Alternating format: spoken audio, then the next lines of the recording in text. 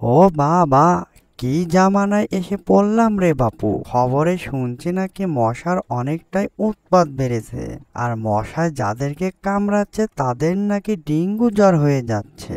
কি করবো রে বাপু, এখন তো মশায় দেখে অনেকটা সাবধান অবলম্বন করে থাকতে হবে আমাদেরকে।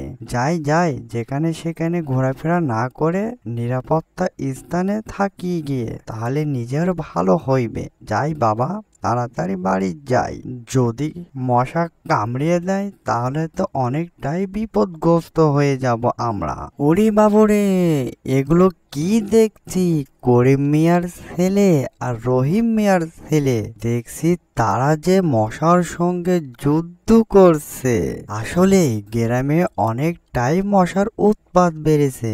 মশার হাত থেকে আমাদেরকে কিছু উপায় বের করতে হবে, তা না হলে অনেকটাই অসুখ ছড়িয়ে পড়বে, ডেঙ্গু জ্বর। এই যে কাকু, তুমি কোথায় যাচ্ছ?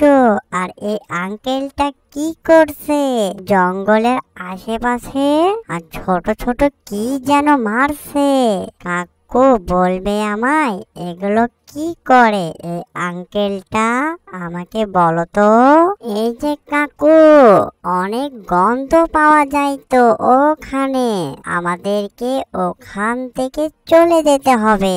এই যে শিকু, তুমি যেটা বলছো ওখান থেকে গন্ধ বের হচ্ছে, ওই আঙ্কেলটা করছে কি জানো?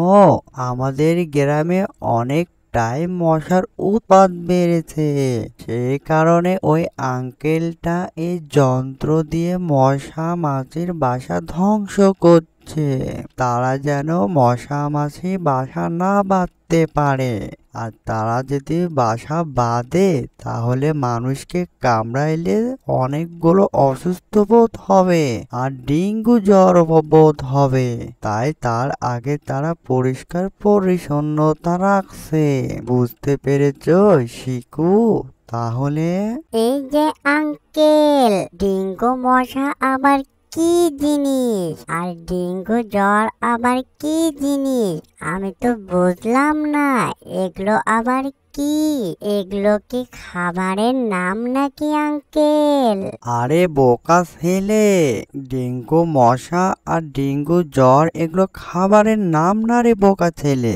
এগুলো হচ্ছে, ডেঙ্গু মশা হচ্ছে একটি ভয়ঙ্কর একটা জীবাণু প্রাণী, আর ডেঙ্গু জ্বর হচ্ছে মারাত্মক একটি অসুখ। কোন তাহলে এক জায়গায় পানি যদি অনেকক্ষণ থেকে জমে থাকে, ওখান থেকে জীবাণু থেকে ডেঙ্গু মশা তৈরি হয়। আর ডেঙ্গু মশা যখন মানুষকে কামড়ায়, ওখান থেকে ভয়ঙ্কর একটি জ্বর হয়। বুঝতে পেরেছিস? তাহলে চল চল, আমরা আর বাহিরে না থেকে আমাদের নিজে সবাই সতর্ক থাকি আর সবাইকে সচেতন করে তুলি। চল চল, আমরা বাইরে না থেকে নিরাপদ স্থানে থাকি। কে জানে ডেঙ্গু মশা কখন যে কাকে হামলা করে বসে। গ্রামের সবাই আতঙ্ক বিরাজ করছে এই বিষয়টা নিয়ে। আমাদের অ্যানিমেশন কার্টুনটি যদি ভালো লেগে থাকে, লাইক কমেন্ট শেয়ার সাবস্ক্রাইব করতে ভুলবেন না। এরকম নিত্য নতুন ভিডিও পাওয়ার জন্য